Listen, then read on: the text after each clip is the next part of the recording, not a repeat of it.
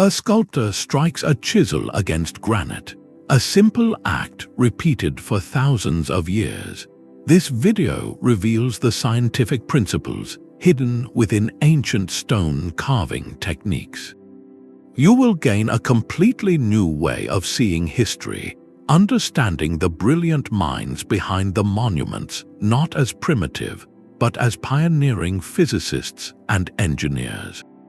How did builders split massive stones with nothing but fire and water?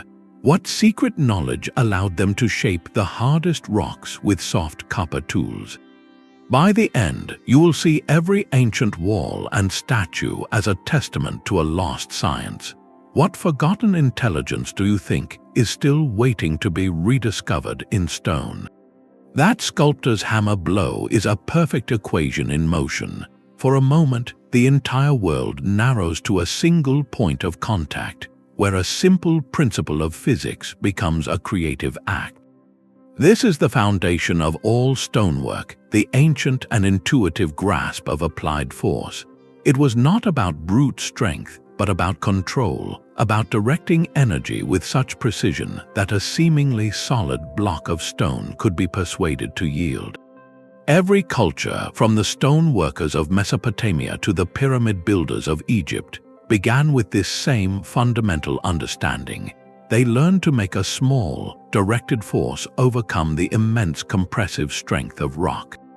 Look at the tools themselves. In Mesopotamia, they used soft copper chisels. In Egypt, they relied on heavy dolerite pounders, a type of hard, igneous rock. These are not random choices, they are engineered solutions. A copper chisel, when struck, transfers its energy to a fine edge, concentrating all that force into a microscopic line. A dolerite pounder uses its own mass and hardness to deliver a blunt, percussive impact. Both methods, though different, achieve the same goal. They create what materials scientists call a stress concentration. Think of it like this: you cannot tear a phone book in half by pulling evenly on both covers.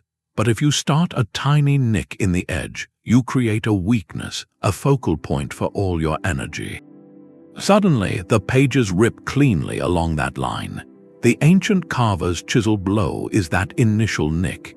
Each precise strike does not smash the stone wholesale. Instead, it generates a network of microscopic fractures just below the surface. With patient, repeated blows along a desired line, these tiny cracks connect, like drawing a dotted line that finally becomes solid. The stone is not so much cut as it is guided to break along a predetermined path. This is the silent genius in those early workshops.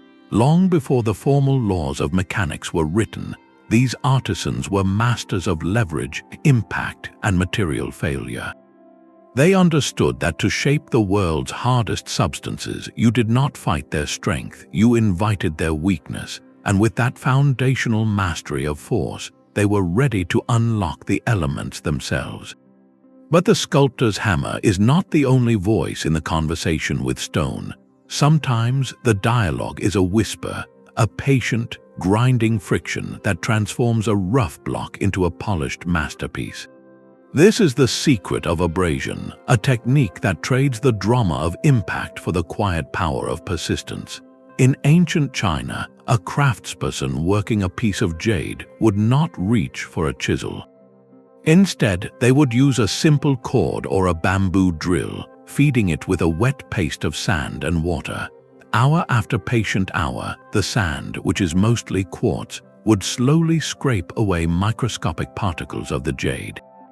This was not a battle of strength, but a clever application of a fundamental law of nature, that a harder material will always wear away a softer one.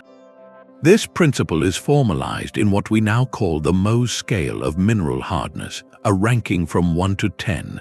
Talc, the softest, is a 1. Diamond, the hardest, is a 10. Ancient artisans did not have this numbered chart, but their practical knowledge was perfect. They understood that quartz sand, a 7 on that scale, could abrade jade, which sits around 6 or 7. They knew that emery, a natural mix containing corundum, a mineral ranking 9, could shape and polish almost anything. This is comparative material science in its earliest, most elegant form.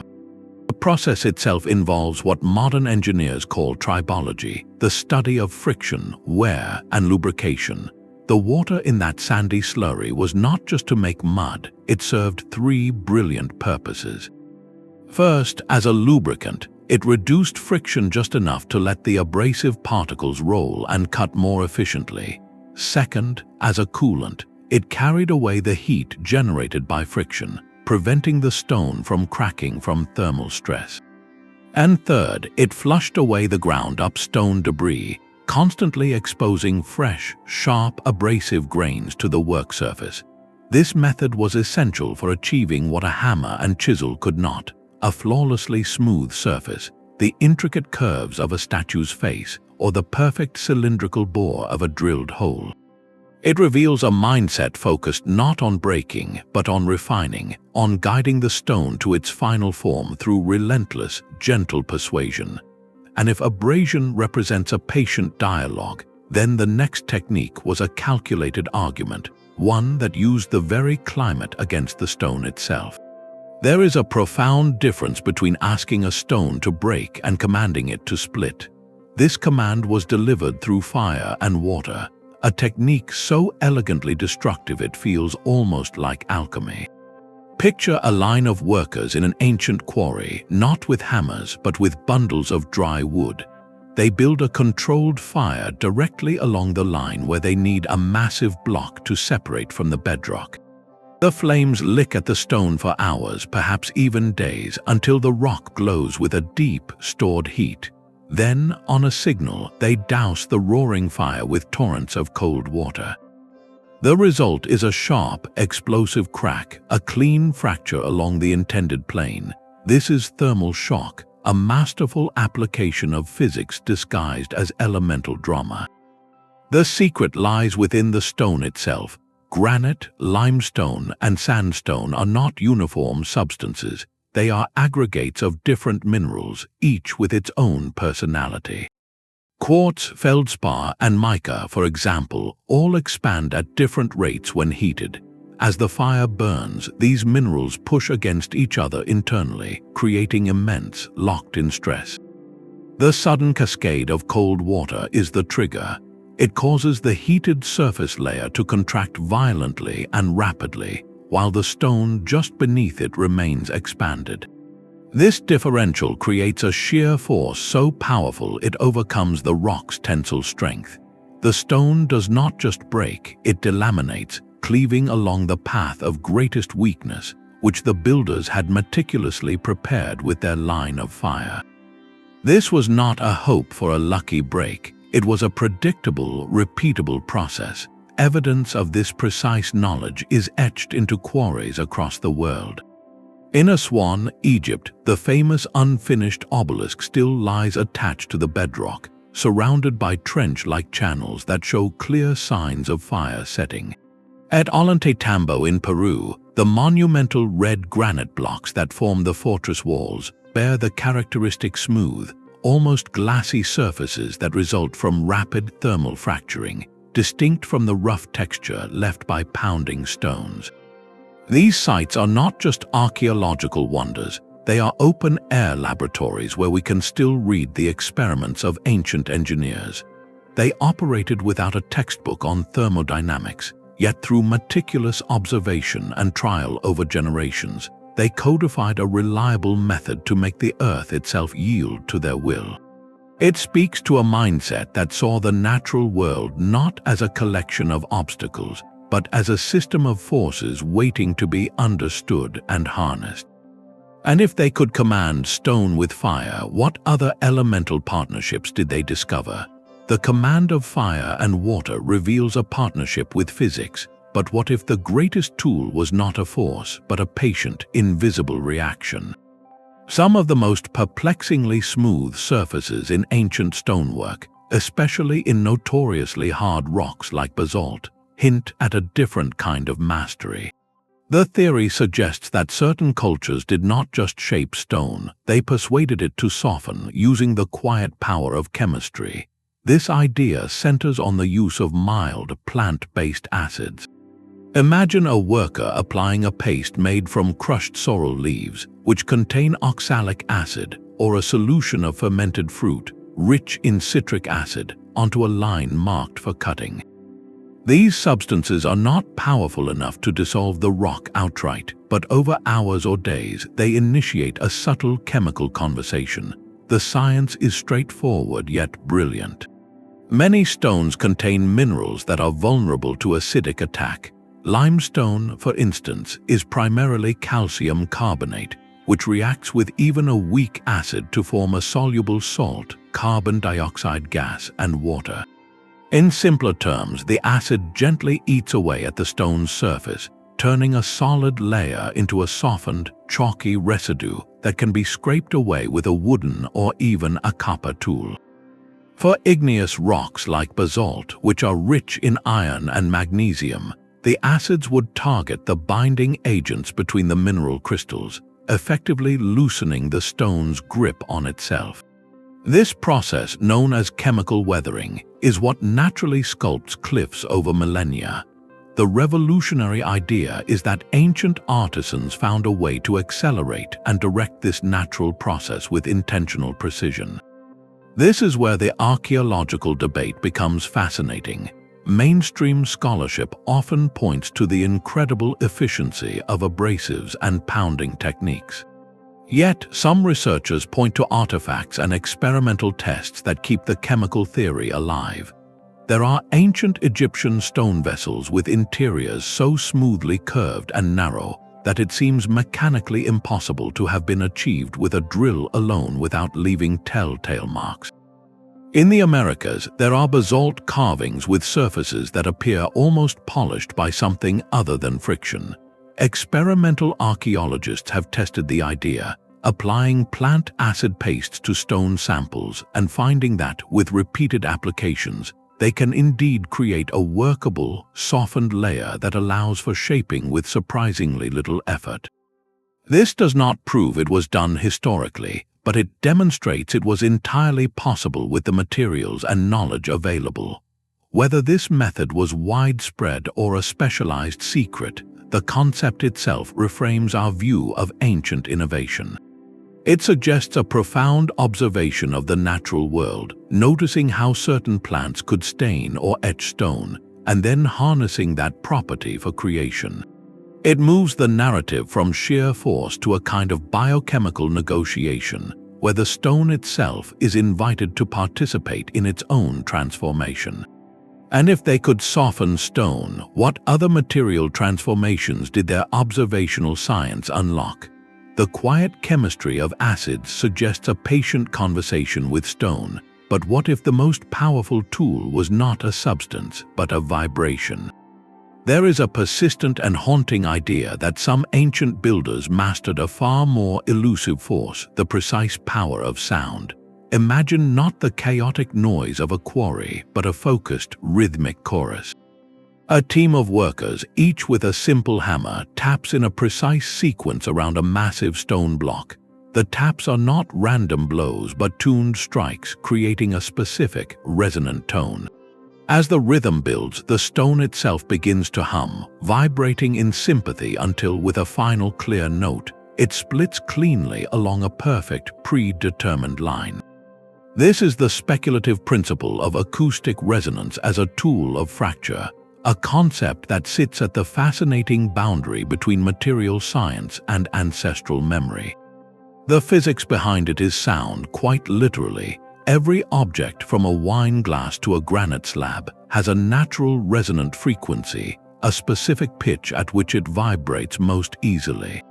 If you match an external sound or vibration to that exact frequency, the energy transfers with incredible efficiency, amplifying the oscillations within the material. This is how a skilled singer can shatter a crystal glass with a sustained note. The vibrations become so intense that they exceed the material's ability to hold itself together, causing fatigue and ultimately catastrophic failure along its weakest points.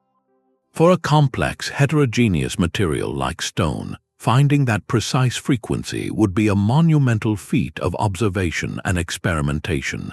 Yet, some researchers ask if it was impossible. While direct archaeological proof, like an ancient tuning fork for rocks, remains elusive, compelling threads of evidence weave a tantalizing narrative. Ethnographic accounts from various cultures recorded centuries later describe traditions of using chants, drums, or specific rhythmic hammering to move or shape large stones. Modern experiments have demonstrated that applying resonant vibration can indeed guide fractures in certain types of rock, making a clean split more likely than a chaotic break. This does not confirm historical practice, but it firmly places the idea in the realm of physical plausibility. It forces us to question the limits of forgotten knowledge. Could generations of artisans with an intimate, hands-on relationship to their materials have learned to listen to the stone? Might they have identified through touch and sound the subtle hum of a block ready to yield? This exploration moves us from the tangible world of levers and acids into the invisible realm of wave mechanics. It challenges the modern assumption that sophisticated science must always leave behind a physical tool. Perhaps the most advanced tool was a shared rhythm, a collective knowledge passed down not in blueprints, but in song and synchronized movement.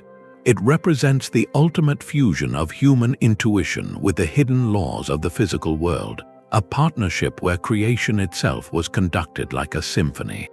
A symphony of sound hints at a profound sensory connection to the material world, but the true language of this ancient science was written in lines, angles, and perfect ratios.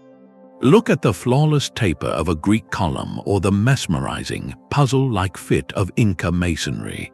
Here, the narrative shifts from the physics of force to the mathematics of form. This precision was not a happy accident. It was the direct result of applied geometry, the invisible blueprint that guided every carver's hand. Long before a chisel ever touched stone, the work was complete in the minds of the architects, translated into reality through simple, brilliant tools. A stretched cord dipped in pigment and snapped against a rough block could mark a perfectly straight line. A wooden set square ensured right angles, the fundamental building block of stability. A simple compass, perhaps just a piece of string tied to a central peg, could inscribe perfect circles and arcs. These were not just measuring devices, they were the physical embodiments of geometric law. The Parthenon in Athens is a masterclass in this principle. Its seemingly straight lines are actually subtle curves, a technique called intoses, designed to counter optical illusion and make the structure appear even more perfectly upright to the human eye. This required an advanced understanding of proportion and visual perception. Similarly, the builders of the pyramids used the constant ratio of a circle's circumference to its diameter, the value we call pi, to align their monumental structures with celestial precision. They may not have expressed it as 3.1416, but their practical methods, likely involving rolling measuring wheels or intricate chord layouts, achieved the same mathematical result. This geometric knowledge was the great equalizer, allowing for precision at a colossal scale. A stone cut in a quarry miles away would fit perfectly into a waiting space in a temple wall because both teams were working from the same geometric template, the same standardized module. A module could be something as simple as the length of the master builder's forearm, a consistent unit repeated throughout the entire project. This systematic approach transformed chaotic construction into a repeatable, scalable process. It demonstrates that the true foundation of these wonders was not just muscle, but mind. The scientific principles of ratio and proportion provided the unwavering framework, the silent instructions upon which all physical labor was applied. The stone obeyed the forces of fire and abrasion, but it was geometry that told it exactly where to go. Geometry provided the perfect plan, but the plan was only as strong as the material chosen to fulfill it. The master's first and most critical act was not a strike but a selection. They walked the quarries not just as laborers but as geologists, their eyes trained to read the story written in the rock itself. This was empirical material science, a deep understanding that every project demanded a specific stone, chosen for its unique personality of strength, workability, and endurance. The great ziggurats of Mesopotamia rose from the alluvial plains, a land rich in clay but poor in building stone. Their solution was not to import distant granite, but to master the earth beneath their feet. They fashioned countless uniform bricks from that local clay, then baked them in kilns to a precise hardness. This transformed a soft, sedimentary material into a durable, engineered ceramic, a perfect example of adapting technology to the available environment. Half a world away, the Egyptian obelisk makers faced the opposite challenge. For a monument meant to stand for eternity, piercing the sky with a single, unbroken line, only one material would suffice: flawless granite. They did not settle for any granite. They sought the specific rose-hued stone from the quarries at Aswan, prized for its consistent grain and relative lack of internal fractures. This was not a random choice, it was quality control on a monumental scale. Their selection process involved a sophisticated understanding of geology, even if they did not use our modern terms. They could distinguish between sedimentary rocks like limestone, layered and often softer, ideal for detailed relief carving. They understood igneous rocks like granite and basalt, born from fire, dense and incredibly strong, perfect for enduring colossal weight or harsh weather. Most importantly, they learned to read the stone's internal language. They looked for the direction of its cleavage, the natural plane along which it preferred to split.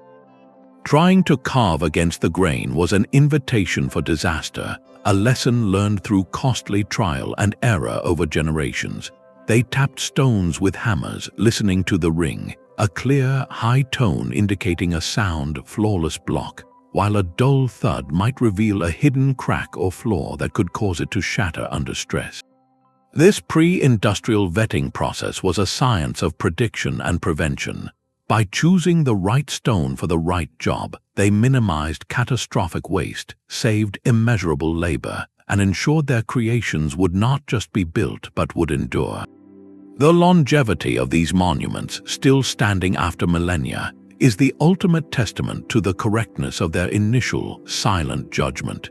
It begs a final, compelling question. If their understanding of the raw material was so profound, what other hidden intelligences were embedded in the very act of construction itself?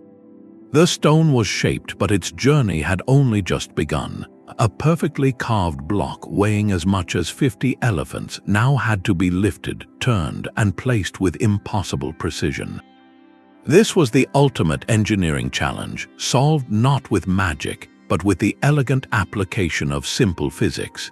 The lever and the inclined plane transformed impossible tasks into manageable ones, turning human and animal strength into a multiplied force capable of moving mountains. At its heart, this is the principle of mechanical advantage. A lever is nothing more than a rigid bar and a pivot point called a fulcrum. But by positioning the fulcrum strategically, you can trade distance for force. Think of a child on a seesaw.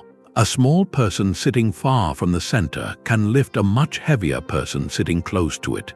Ancient engineers scaled this playground principle to a monumental degree. To raise a massive stone lintel at Stonehenge, they likely dug a pit on one side, levered the stone up with timber poles, and packed rubble underneath to hold the gain. With patient, incremental lifts alternating sides, they could walk a multi-ton slab upward until it reached the height of its supporting pillars. This was statics in action, the careful management of balance and counterweight to achieve control over colossal mass. The inclined plane tackled a different problem: horizontal movement against gravity. Dragging a block straight up a slope is a battle against its entire weight. But by extending that slope into a long, gentle ramp, you spread the effort over a greater distance, dramatically reducing the force needed at any single moment. It is the difference between lifting a heavy crate straight up into a truck and pushing it up a long, sturdy plank. The physics is beautifully simple, trading a shorter, harder push for a longer, easier one. To make the task even more efficient, ancient builders used a form of ancient lubrication. Evidence suggests they would wet the ramp's surface or spread a slurry of wet clay. This reduced the friction between the stone sledge and the ramp, allowing teams of workers or oxen to pull with far less resistance. The Romans were masters of this logistical art. To transport an Egyptian obelisk across the Mediterranean and raise it in the heart of Rome, they designed a colossal, specially built ship.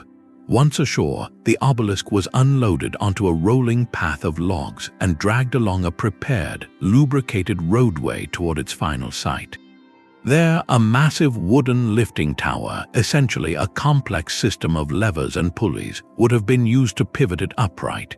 This was not brute force, it was orchestrated physics.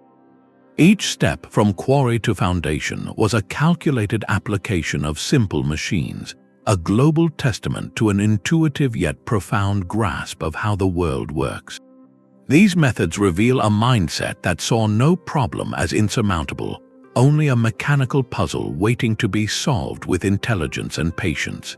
And if they could move mountains with levers and slopes, what other invisible principles did their structures embody long after the builders departed?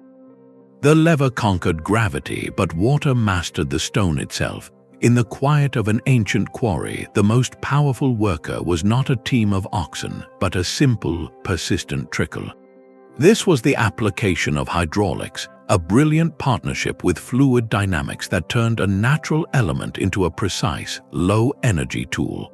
The Romans and Chinese, among others, became masters of this art, employing water's unique properties to solve problems of immense mass and strength. One of the most elegant techniques exploited the quiet, irresistible force of expansion. Workers would locate a natural fissure in a granite ledge or identify a desired split line. Into this narrow space they would drive a series of dry wooden wedges. Then they would patiently soak the wedges with water. As the wood absorbed the moisture, it expanded with a steady, tremendous pressure, a force measured in tons per square inch.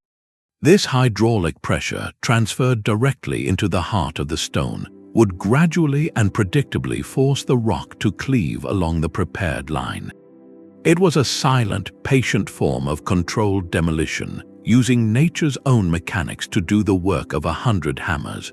Water served another, more dynamic role as a cutting agent. In quarries working with softer stone like sandstone or limestone, builders would channel fast-moving streams directly across the rock face. By adding abrasive sand to this flow, they created a natural, high-pressure slurry jet that could cut trenches and separate blocks over time. This method harnessed the principles of erosion, but accelerated and directed them with human intention. It was a form of subtractive manufacturing powered entirely by gravity and flow. Furthermore, water became the ultimate transport system within the quarry itself. After a block was freed, moving it from a deep pit to the workspace above was a major hurdle. Ingenious builders constructed sluice channels or used existing watercourses. By partially floating the stone on a raft or sledge, or simply allowing water to lubricate a prepared slipway, they dramatically reduced the friction needed for movement. This transformed a back-breaking haul into a manageable, guided float. Each of these methods reveals a profound scientific intuition. They understood hydrostatic pressure, the way force applied by a liquid is transmitted equally in all directions, long before it was a formal principle. They mastered the abrasive power of suspended particles in a moving fluid. They saw water not merely as a resource for life, but as a kinetic partner, a liquid tool that could cut, split, lift, and carry. This represents a pinnacle of sustainable engineering, using the environment's own energy to reshape it. It prompts us to look at every ancient stone not just for the marks of a chisel, but for the subtle, smoothed evidence of a patient, elemental conversation. A perfect circle carved into stone is a signature of a different kind of mind. Scattered across ancient artifacts, from Egyptian stone vessels to intricate Mesopotamian seals, are small, precise holes, often deep and perfectly cylindrical. These are not the marks of a pounding stone or a splitting wedge. They are the fingerprints of rotary motion, the quiet revolution of the drill. To create them, ancient artisans engineered some of history's first true machines, devices that transformed simple back and forth movement into controlled, relentless abrasion. The most common was the bow drill. Its design was beautifully simple, a vertical spindle, its tip fitted with a hard bit of flint or copper, was set against the stone. A bow, its string looped around the spindle, was then sawed back and forth. This reciprocal motion spun the drill bit first one way, then the other. But the true genius was in the abrasive slurry, a mix of sand and water poured into the developing hole. With each rotation, the hard drill bit pressed the sharp quartz grains against the stone's surface, grinding away microscopic particles. The bow drill converted human effort into a continuous cutting action, a primitive but astonishingly effective grinding machine. For more consistent rotation in one direction, some cultures developed the pump drill. Here, a crossbar was attached to the spindle with cords. Pushing the crossbar down spun the drill and wound the cords. Its own momentum then rewound them in the opposite direction, causing the crossbar to rise for another push. This created a smoother, more rhythmic rotary motion. The scientific principles at play here are profound. They leveraged rotational inertia, the tendency of a spinning object to keep spinning, which made the process more efficient and stable. They understood uniform pressure, maintaining a steady downward force to ensure the abrasive did its work evenly, preventing the bit from jamming or wandering off course.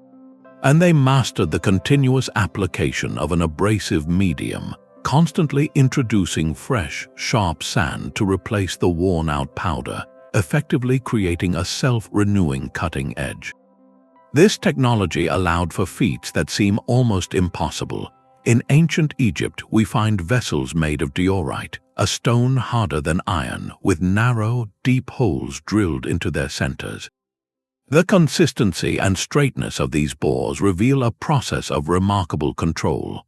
It was not a violent act, but a patient, sustained negotiation, where human ingenuity created a system that let the stone wear itself away, guided by the relentless, turning rhythm of a simple machine.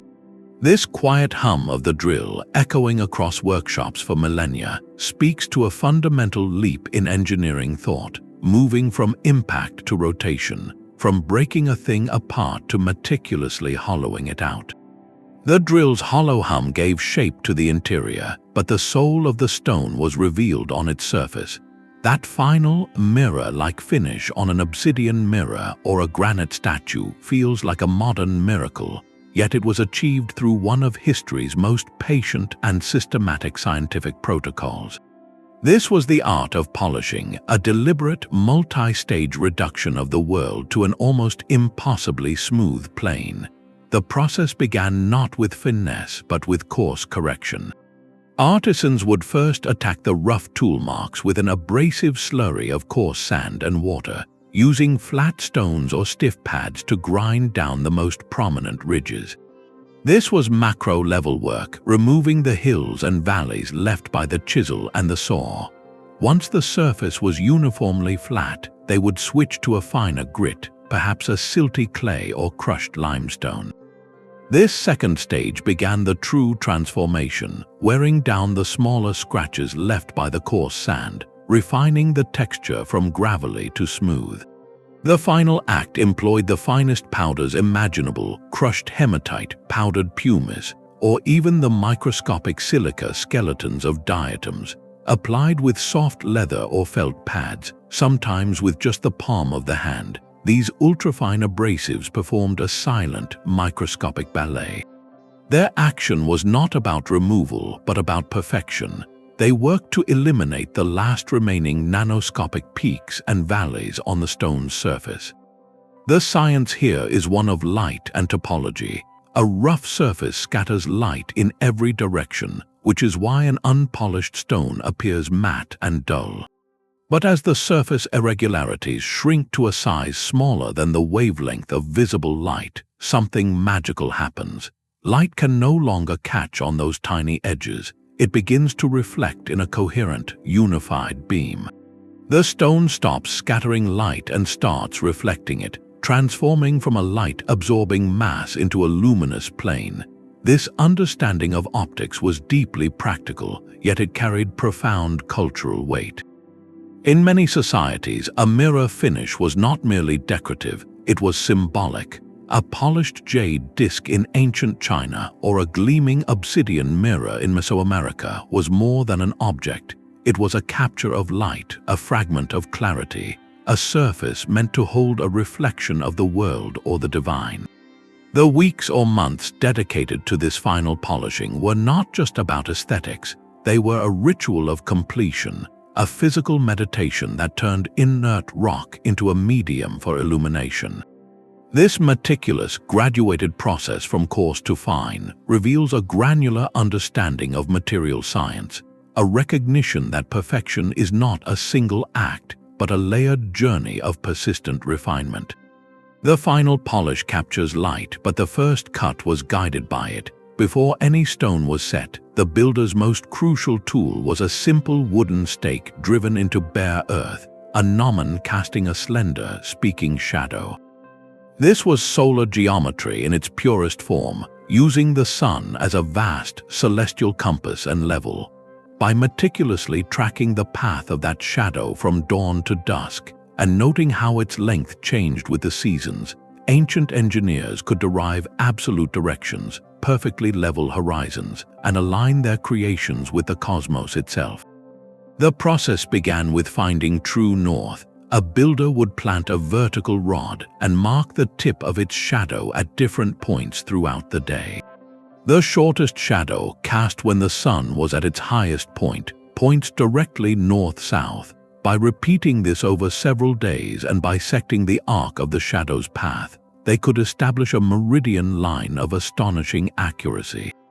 This was not guesswork, it was a repeated, observational experiment yielding a reliable datum line from which all other measurements could spring. With north secured, they could then create a perfectly level plane, essential for any stable foundation. Using a simple water-filled trench as a reference or a tool like the Egyptian merkit, a plumb line used with a sighting rod, they could transfer that level condition across vast distances. The most profound application, however, was alignment with celestial events. A structure oriented to the rising sun on the equinox or to a significant star like Sirius became a permanent calendar and a cosmic statement. The Great Pyramid of Giza is the ultimate testament to this practice. Its sides are aligned to the cardinal directions with an error of less than 1/15 of a degree. To achieve this, its builders likely used the circumpolar stars, sighting on a star that never sets and tracing its circular path to find the still center point around which the heavens turn, the celestial pole. This gave them a fixed north that was even more precise than the solar method alone. The result is architecture that is not just on the Earth, but of the cosmos. This integration reveals a holistic scientific world, where astronomy was not an abstract study, it was practical engineering. The movement of the heavens provided the constants, the fixed rules against which human craftsmanship could be measured and validated. Every perfectly squared corner, every foundation that has not settled in millennia, whispers of that initial dialogue between a wooden stake and the sun, a collaboration that turned celestial motion into terrestrial permanence. That celestial alignment gave builders a perfect plan, but to execute it, they needed a blade that could speak to stone.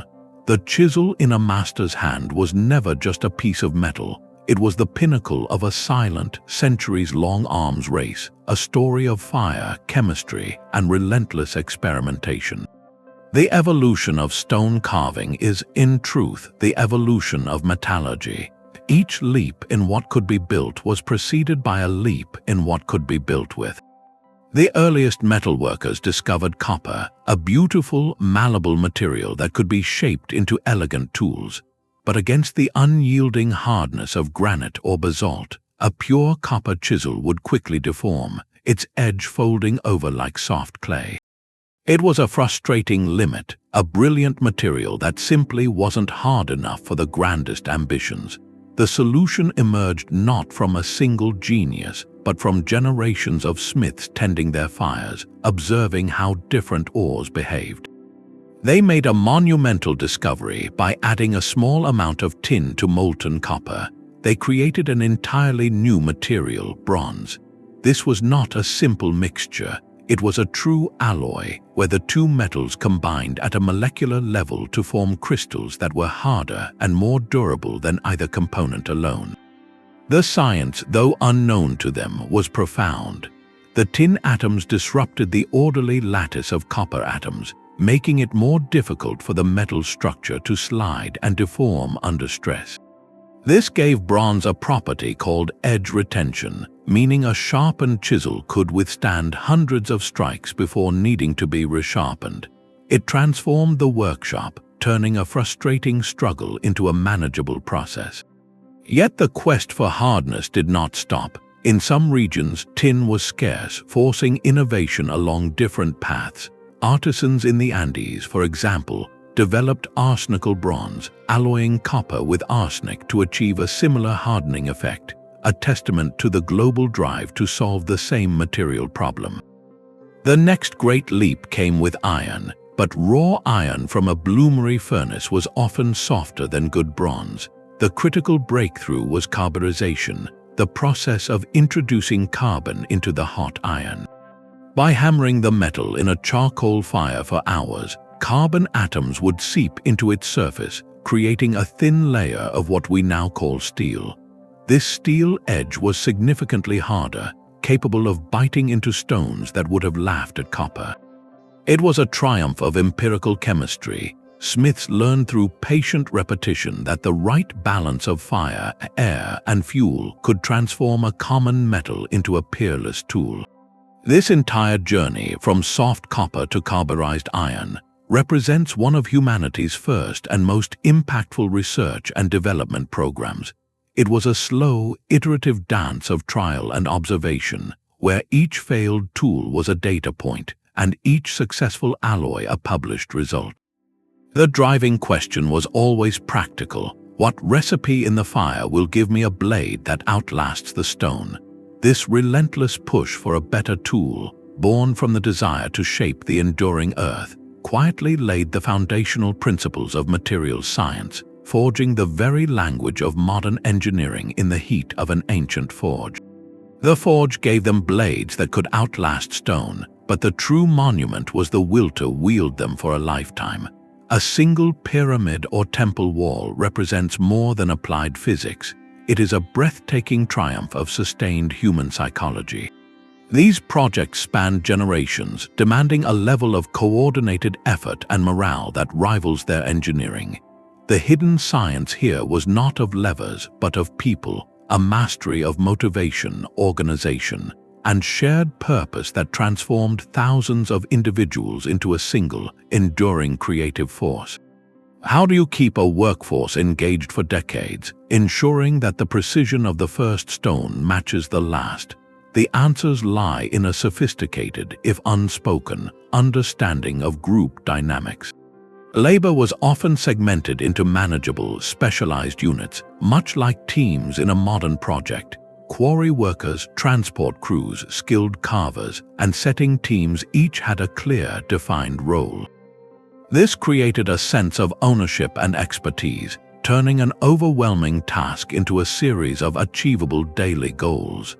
It also built in natural quality control, as each team was accountable for their piece of the puzzle fitting perfectly with the next. To maintain rhythm and morale, evidence points to the use of work songs and chants. These were not mere entertainment, they were psychological tools. A synchronized chant established a steady pace, turning exhausting labor into a collective rhythm. It focused the mind, reduced the perception of effort, and fostered a powerful sense of unity. turning individual strain into shared momentum. Communal feasts and celebrations, often tied to religious festivals or project milestones, served a similar purpose. They reinforced the shared identity of the workforce, provided necessary rest and nourishment, and connected the daily toil to a larger, sacred narrative. The project itself became a living story in which every worker played a part. This taps into what we now understand about intrinsic motivation, the drive that comes from purpose rather than just reward. For many, contributing to a structure that would honor the divine or define their civilization for eternity provided a profound sense of meaning that mere wages could not. This ideological fervor, whether for a pharaoh, a god, or the glory of the city-state, was the invisible mortar that held the entire endeavor together. It transformed back-breaking labor into a sacred duty, a participation in something timeless. This ancient grasp of the human element, this soft science of community and motivation, was the essential catalyst. It was the force that organized the chaos of individual effort, maintained standards across decades, and channeled human energy into a patient, generational pulse. The stones were moved by levers, but they were lifted by a collective spirit, a testament to the fact that the greatest structures ever built rest upon a foundation of shared belief and coordinated will. The collective will that built the pyramids was a force of memory, but how do you make memory permanent? The answer was etched in stone, a technology of remembrance so durable it would one day spark a revolution in how humanity shares knowledge. The principles of carving relief into stone did not vanish with the last chisel stroke on a temple wall. They simply evolved, waiting for the right moment to be reborn in a new form. This lineage connects the sun-baked clay tablets of Mesopotamia to the printing presses of 18th century Europe through a single, persistent idea, creating a patterned surface that can transfer an image or message. Consider the ancient scribe painstakingly impressing wedge-shaped marks into wet clay to form cuneiform. Each precise depression was a deliberate reversal, a negative space that would leave a raised impression when pressed into another surface. This is the fundamental logic of all printing, from a simple stamp to a modern lithographic plate. The meticulous skill required to carve Egyptian hieroglyphs in relief or intaglio, ensuring every line was clean and could hold ink or paint, was a direct precursor to the craft of the master engraver. For centuries, this knowledge lived in the specialized hands of stone carvers, seal makers, and coin minters, all working with the same basic physics of impression and transfer. The great leap came in 1796, when a German playwright named Elwa Sennefelder made a frustrated discovery. He found that by drawing on a smooth slab of limestone with a greasy crayon, then treating the stone with a mild acid and water, he could create a surface where the greasy drawn areas would repel water but accept ink, while the wet stone areas would do the opposite. He called this process lithography, literally stone writing. The scientific principle at its heart was chemical repulsion, but its physical execution was pure stone carving in a new guise. The limestone slab had to be ground perfectly flat and smooth, a direct descendant of the polishing techniques used for millennia. The drawing required a steady, precise hand, the same manual control developed by generations of glyph carvers. And the final act, pressing paper onto the inked stone to pull a perfect copy, was the spiritual successor to pressing a clay tablet onto a carved seal. This was not a sudden invention from nothing. It was an elegant recombination of ancient material sciences, a convergence of chemistry, precise stonework, and the age-old desire to duplicate. Lithography became the engine of the 19th century information explosion, allowing for the mass production of everything from sheet music and political pamphlets to detailed artistic prints. It shows us that technological revolutions are rarely pure births. They are more often rediscoveries. The foundational techniques of manipulating stone, of understanding its surface and its interaction with other substances, contain the dormant seed of the printing press. A skill honed to record a king's decree for eternity, when paired with a new chemical insight, could suddenly broadcast ideas to the masses. This invisible thread, stretching from the first carved seal to the modern printed page, reveals a profound truth about human progress. Our greatest leaps forward are often built upon the quiet, patient mastery of the most enduring materials. The stone story, however, is not only in its shape but in its skin. To truly hear the whispers of ancient workshops, we must listen at a scale the human eye cannot see. This is where the narrative leaps into the present, where modern science becomes a time machine, reverse engineering the lost knowledge of the past. The most powerful tools for this are no longer chisels, but devices like the scanning electron microscope and high-resolution three-dimensional surface scanners. These instruments allow archaeologists to perform a kind of forensic analysis on stone, examining its surface at a microscopic and even nanoscopic level. They are not looking at the monument, they are reading the indelible signature of the artisan's last touch. Every tool leaves a unique fingerprint. A copper chisel dragged across limestone creates a series of fine, parallel striations, its edge slightly rolling and deforming as it moves, leaving a telltale wavy pattern in the microscopic trough. A stone pounder, in contrast, creates a surface of tiny, conchoidal fractures, like a miniature version of the way flint breaks.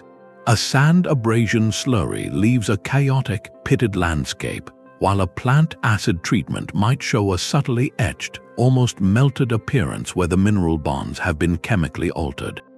By mapping these marks with incredible precision, scientists can now determine not just what tool was used, but how it was used. The angle of the striations reveals the tool's angle of attack. Was it held steep for cutting or shallow for shaving? The depth and consistency of the marks can indicate the amount of force applied and the number of repetitive strokes. In some remarkable cases, the microscopic direction of a twist from a drill or the slight asymmetry in hammer strikes has even allowed researchers to infer the handedness of the individual craftsperson, a left-handed worker leaving a mirror image signature to a right-handed one. This transforms anonymous stone into a personal record. We are no longer looking at a wall built by a faceless civilization. We are witnessing the precise handiwork of a specific individual who lived and worked thousands of years ago. Their choices, their skill, their very presence is frozen in the stone's memory, waiting for our technology to finally decode it. This forensic approach moves the study of ancient techniques from the realm of educated speculation into the domain of concrete, verifiable data. It allows us to test long-held theories, to see if a surface was truly polished with oxalic acid or just an exceptionally fine sand, to prove whether a cut was made with a bronze saw or a stone abrasive. It turns every ancient artifact into a silent, detailed manuscript, and we are only now learning the language in which it is written. The microscopic record is a detailed transcript, but to understand the story it tells, we must try to write it ourselves. This is the vital work of experimental archaeology, a field where history is not just studied but physically performed. Here, historians, engineers, and skilled crafters step out of the library and into the quarry, armed not with assumptions, but with replicas of ancient tools and a single, driving question: could they really do it? Their workshops are open-air laboratories where theories about fire setting, dolerite pounding, and acid treatments are put to the ultimate test, the test of physical reality. The process is deceptively simple in concept, yet profoundly demanding in practice. Researchers first gather every available clue, from tool marks on artifacts to rare depictions in tomb paintings. They then source materials as close as possible to the originals, forging copper chisels without modern alloys, finding the exact type of dolerite hammerstones used in Egypt, or mixing plant-based acids from local flora. Only then does the true experiment begin. One team might spend weeks attempting to split a granite block using only fire and water, meticulously recording the temperature of the fire, the volume of water used, and the exact nature of the resulting fracture. Another group might dedicate months to shaping a small obsidian mirror using nothing but sand, water, and a wooden drill, logging every hour of labor and measuring the gradual progress in millimeters. These are not quick demonstrations, they are grueling, patient reenactments of ancient workdays. The value of this hands-on science is immense. It moves us beyond what seems plausible into what was actually possible. An idea that looks brilliant on paper can crumble when faced with the stubborn reality of a granite slab, revealing hidden flaws in our logic. Conversely, a technique dismissed as too primitive might prove astonishingly efficient in practiced hands, forcing us to re-evaluate the intelligence behind it. These experiments provide hard data on the true costs of antiquity, measuring the calories expended, the time invested, and the sheer human perseverance required for each cubic foot of stone shape. When a researcher, after 8 hours of pounding, manages to detach a single palm-sized piece of granite with a dolerite hammer, the scale of a pyramid transforms from an abstract wonder into a visceral, awe-inspiring achievement of sustained effort. This field beautifully merges the abstract and the tangible, proving that the deepest understanding of the past often comes not from analyzing its artifacts, but from feeling the strain in your own muscles, hearing the ring of stone on stone, and witnessing with your own eyes a forgotten principle spring back to life from the pages of history. A master's knowledge was only as permanent as their ability to pass it on. The brilliant, hard-won physics of the quarry and the forge faced a constant, invisible threat, the fragility of human memory. Without a single textbook or formal academy, these sophisticated scientific principles had to travel across generations, a living library carried in skilled hands and sharp eyes. This transmission was itself a kind of social science, an intricate system for preserving quality and fostering slow, steady innovation. At its heart was the apprenticeship, a years-long immersion that was less about teaching and more about guided absorption.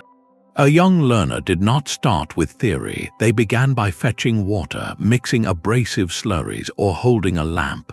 For months or even years, they simply observed, their senses tuning to the rhythm of the workshop, the sound of a good strike, the look of a promising stone, the feel of a tool's balance. Knowledge was transferred through repetitive action and immediate correction, a master's hand guiding an apprentice's to show the precise angle for a chisel or the right pressure for a drill. This created a deep, embodied understanding that no lecture could ever replicate. The science lived in the muscles and the instincts. To protect their trade's value and ensure standards, many of these craftspeople organized into guilds or closed family lineages. Within these groups, certain techniques became guarded secrets, proprietary knowledge passed only from parent to child or master to a sworn apprentice. This might seem like secrecy for its own sake, but it served a crucial function. It created a controlled environment for perfecting methods without external interference, ensuring that a complex, multi-step process like lost wax casting or fine gem polishing was executed with flawless consistency every single time. Yet some knowledge was too important to be kept within a workshop. It was encoded into the culture itself, etched into the very art it produced. The tools of the craft became symbols of gods and goddesses, like the Egyptian god Ptah, the divine sculptor who shaped the world on his potter's wheel. Myths and stories carried metaphorical lessons about patience, precision, and the right relationship between the artisan and their material. This symbolic layer transformed practical technique into sacred narrative, making the principles of the craft a part of the community's shared identity and values, ensuring they were remembered not just as procedures, but as wisdom. The ultimate proof of this system's effectiveness is visible in the standardization achieved by vast empires. Across the entire Roman world, from Britain to Syria, you find bricks of identical dimensions, mortar mixed with the same recipe, and arches constructed with the same geometric principles. This was not magic, it was the result of a highly organized training protocol. The Roman military, in particular, acted as a massive engineering corps, where soldiers from different provinces were taught standardized construction techniques, creating a mobile, skilled workforce that could build a fort or an aqueduct anywhere according to a master template. This network of shared practice turned local empirical knowledge into a universal technical language. The silent, generational relay of this hands-on science was what made progress possible. A discovery in one century, like a better alloy recipe or a more efficient lever system, did not die with its inventor. It was filtered through the critical eyes of 100 apprentices, refined by 1,000 daily uses, and slowly integrated into the common toolkit of the civilization. The true monument, then, was not just the stone that survived, but the living chain of understanding that allowed it to be shaped in the first place, a chain that passed the light of discovery from one mind to the next across the long darkness of centuries. That living chain of understanding was also a chain of consequence, linking every monumental achievement to the earth from which it was drawn. In our modern age of ecological awareness, we naturally look back and ask, what was the environmental cost of these ancient ambitions? How did societies that built for eternity manage their relationship with the living world around them? The evidence reveals a complex picture, one where the landscape was undeniably altered, but often with a surprising degree of intentionality and even long-term sustainability woven into the practice. Quarrying is by its nature a subtractive act. The great quarries of Aswan in Egypt or Carrara in Italy are permanent scars on the planet's skin, vast amphitheaters of extracted stone. Yet within these sites we find clues of a mindset aimed at efficiency and minimal waste. Artisans did not simply blast away at a hillside, they became expert readers of the stone itself. They meticulously followed natural bedding planes and fissures, using the rock's own weaknesses to guide their cuts. This geological savvy meant they could extract more usable stone with less effort and far less debris than if they had fought against the stone's natural structure. The resulting quarries often have a stepped, terraced appearance, a testament to this methodical, layer-by-layer approach that maximized yield. Furthermore, these sites were rarely abandoned as pure wastelands. A depleted quarry could be repurposed. In Rome, the vast underground networks of the Travertine quarries later became catacombs, storage spaces, or even housing. In Egypt, some quarry pits were adapted into reservoirs or gardens.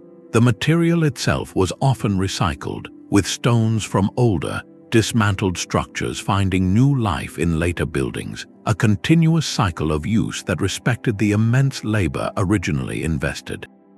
Perhaps the most significant factor was localization. While there are famous exceptions like the transport of Egyptian obelisks to Rome, most monumental construction used stone sourced from relatively nearby. A pyramid builder used limestone from the Giza plateau itself, not stone hauled from a continent away. This drastically reduced the energy cost of transport, which in a pre-industrial world was the single most demanding phase of construction. Their entire toolkit, from fire setting to levers, was powered by human and animal muscle, water, and gravity, resulting in a carbon footprint that was functionally negligible. This does not romanticize the past or suggest they had a modern conservation ethic, but it highlights a fundamental constraint that bred sustainable habits. They were not separate from their environment, they were embedded within it, relying on its immediate resources and feeling the direct consequences of poor planning. Their sustainability was born from necessity, a profound understanding that the well-being of their project was inextricably linked to the prudent management of the materials and energy at hand. Their legacy thus offers a poignant perspective, showing that monumental creation does not inherently require the consumption of a world, but can emerge from a deep, if pragmatic, dialogue with it. The stone's form could shape more than light. It could sculpt the very air we hear. In the hushed stillness of a Maya temple chamber or the open air of a Greek amphitheater, the architecture was not a silent container for sound, but an active instrument designed to conduct it. This reveals a layer of ancient science where geometry served acoustics, where builders carved stone with the explicit intent to control whispers, chants, and songs. They were mastering wave physics long before the concept had a name, engineering spaces where sound behaved not as a random occurrence, but as a predictable, enhanced element of ritual and community. The principles at play are direct and physical. Sound travels in waves, and when these waves strike a flat, hard surface like a stone wall, they reflect at the same angle they arrived, much like light bouncing off a mirror. A smooth, concave surface, however, can act like a satellite dish, gathering those scattered sound waves and focusing them to a single point.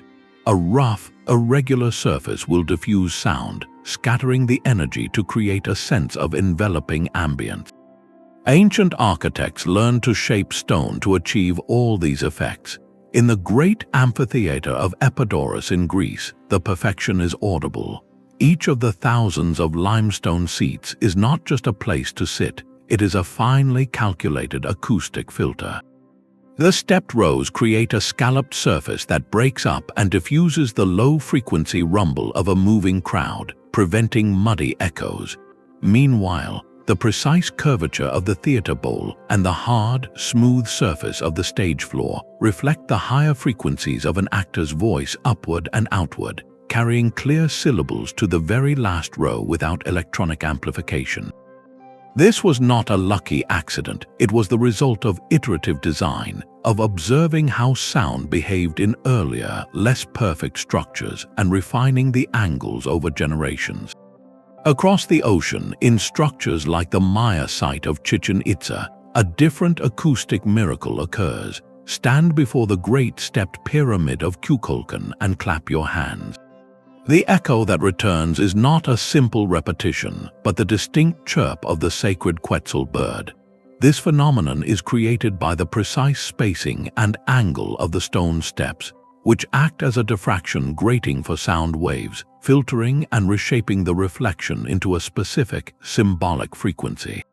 Inside certain temple chambers, a whisper spoken at one end of a vaulted corridor can be heard with startling clarity at the other, a result of focused sound reflection that may have been used to create the illusion of a speaking deity or to convey secret messages during ceremonies. These spaces demonstrate that the ultimate purpose of this stone-carved science was experiential fusion. It was about merging the intellectual understanding of physics with the emotional power of ritual. A priest's chant amplified to fill a cavernous temple became the voice of the gods themselves. A politician's speech, carried to every citizen in an amphitheater, strengthened the bonds of democracy. The stone was not merely a building material, it was a medium for transmitting meaning, proving that the most advanced ancient engineering was often that which served not just the body but the human spirit. A whisper in a temple proves sound can be carved, but what if the entire wall itself was a conversation? At the fortress of Sacsayhuaman in Peru, the stones do not whisper, they roar with a silent, breathtaking defiance. These are not simple blocks laid in rows, but a colossal, three-dimensional jigsaw puzzle carved from granite, where each piece weighs many tons and fits against its neighbors with a precision that still baffles modern engineers.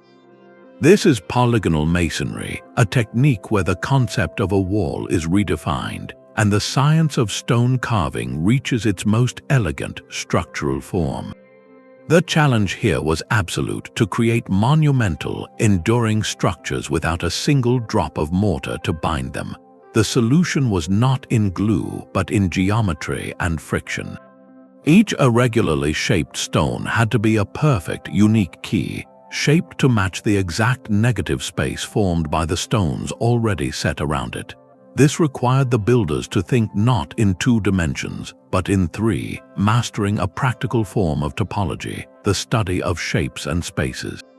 Imagine trying to fit together a handful of giant, irregular potatoes so tightly that not even a blade of grass could slip between them. Now imagine those potatoes are 20-ton slabs of granite, and you cannot simply trim them. You must predict and carve every convex curve and reciprocal concave hollow with perfect accuracy. The process was a staggering feat of spatial reasoning. A master mason would have likely used a system of clay or stone maquettes, small models of each stone, to plan the fit before a single blow was struck on the actual monolith. They understood that the strength of the wall would come from its complex, interlocking geometry. When an earthquake strikes, a rigid, rectangular wall built with mortar tends to crack and collapse as the ground moves uniformly. But a polygonal wall dances. Each irregular stone has multiple points of contact with its neighbors, creating a network of friction locks. As seismic energy travels through the ground, the stones in a polygonal wall can shift and settle minutely against one another, dissipating that energy through countless tiny adjustments, and then settling back into place when the shaking stops. The wall moves as a flexible, monolithic unit, its strength derived from its very lack of rigidity. This is a profound application of physics, where load and stress are distributed not downward in simple columns, but outward in a web of mutual support. Each stone is both supported by and supporting every stone around it, a community in granite. The carving itself to achieve these fits was an act of patient, iterative sculpture. Using harder stone hammers and abrasive sand, workers would have slowly dressed each face, constantly test-fitting the block against its future neighbors, shaving off a millimeter here, rounding a corner there, in a slow dance towards perfection. The result is more than a wall. It is a single, continuous surface born from 1,000 unique parts, a testament to a vision where the carving of the stone and the engineering of the structure were one and the same act. The flawless fit of polygonal masonry represents a triumph, but history is also written in fractures. For every perfect wall that still stands, there are broken stones that tell a different story, one of ambition exceeding grasp, of experiments that did not go as planned. These archaeological failures, from cracked monoliths to abandoned projects, are not marks of ignorance. They are the most honest records we have of the ancient scientific process in action, showing where theory met the unyielding reality of material limits. A master's education was carved as deeply by what went wrong as by what went right. In the granite quarries of Aswan, Egypt, the most famous teacher is the unfinished obelisk. Still attached to the bedrock, this colossal shaft is marred by a network of deep, catastrophic cracks running through its length. Researchers believe this fracture likely occurred during the final stages of attempting to free it from the stone bed. It stands as a monumental case study. The most accepted theory suggests that the method of thermal shock, using fire and water to induce splitting, may have been applied unevenly or with too much intensity. The differential stress within the giant stone became too great, and instead of cleaving neatly along the prepared trenches, the internal crystalline structure failed. This broken giant is a frozen moment of applied physics that crossed a critical threshold. It shows that the engineers understood the principle perfectly, but the margin for error on such a scale was razor thin. A slight miscalculation in heat distribution, a flaw in the granite invisible to the eye, or an uneven dousing of water could turn a controlled separation into a disastrous loss. This was not a failure of knowledge, but a lesson in scaling that knowledge to its absolute extreme. Similarly, at Stonehenge, the great Sarsen trilithons, those iconic doorways of stone, show evidence of immense strain. One of the massive horizontal lintels has a significant crack running across its width, right where the greatest tensile stress would have occurred as it bore the weight of its own colossal span. This fracture speaks to a miscalculation in load-bearing capacity, or perhaps an unseen weakness within the stone itself. The builders likely understood the principle of compression, of stacking weight vertically, but the complex physics of a horizontal beam supporting its own weight over an open space presented a formidable challenge. The crack itself then becomes a data point. It shows the precise location where the material's strength was exceeded, providing a literal stress map that informs our understanding of what they were attempting to achieve.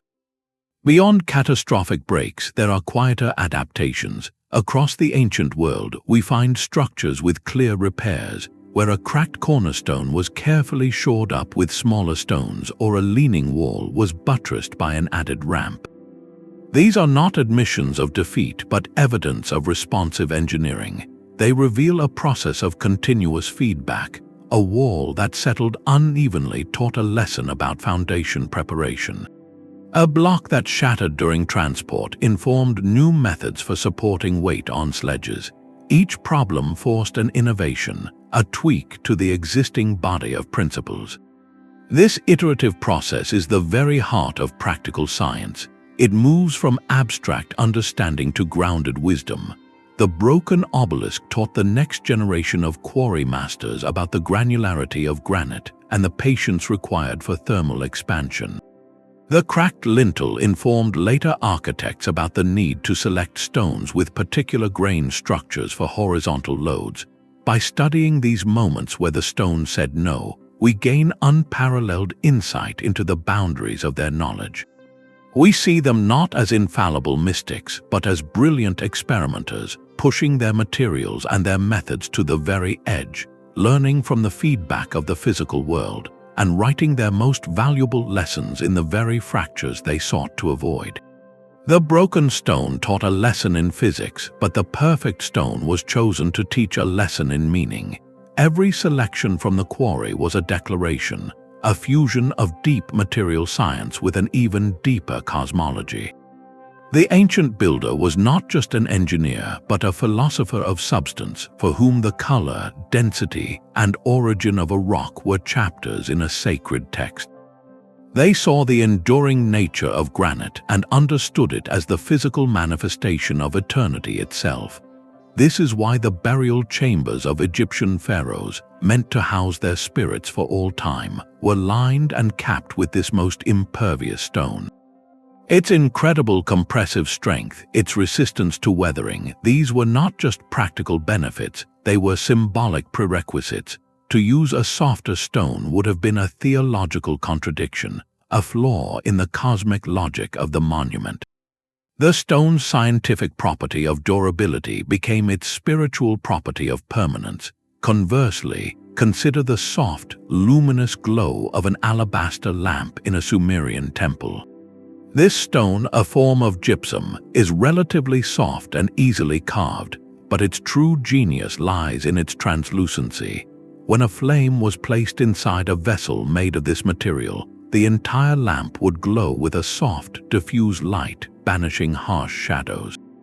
This was not merely a clever lighting solution, it was a manipulation of optics in service of atmosphere.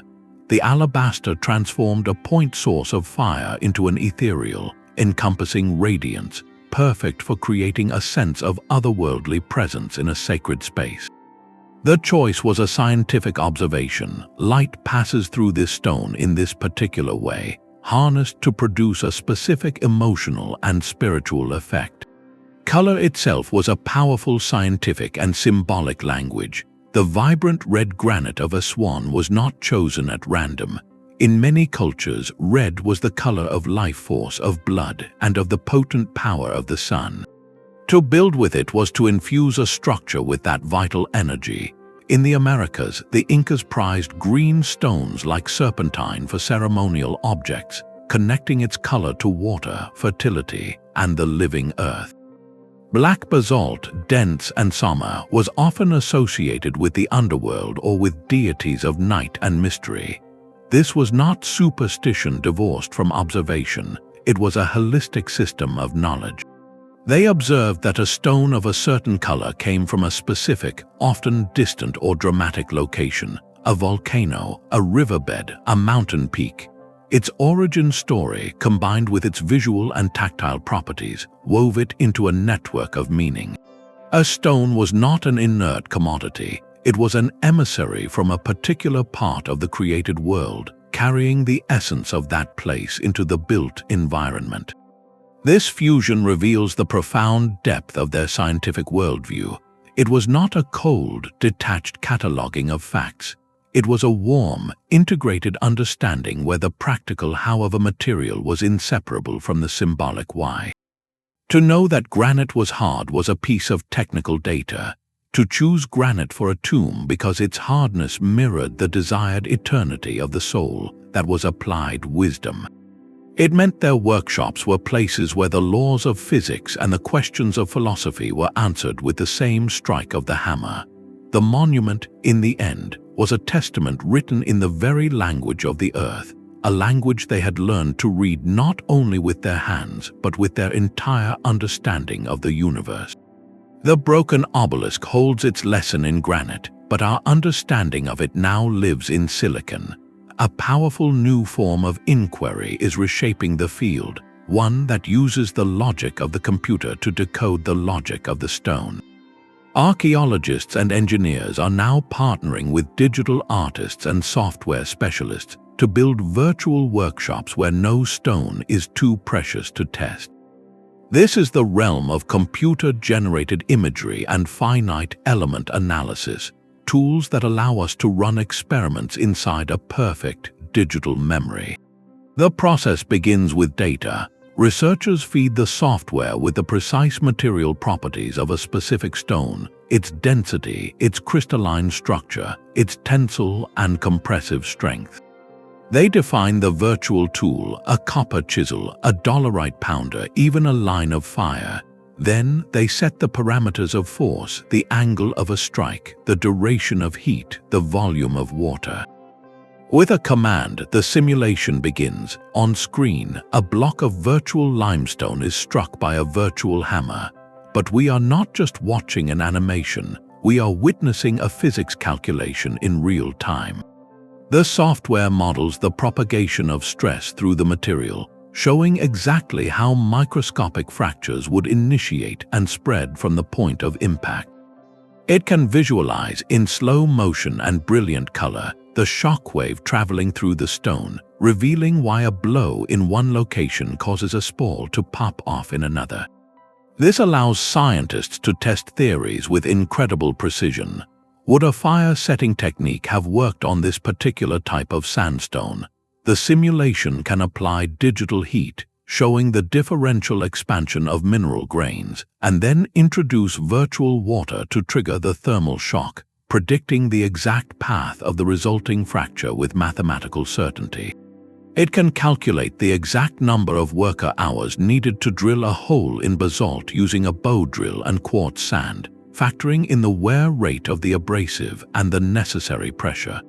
These virtual experiments solve two major historical problems. First, they are non-destructive.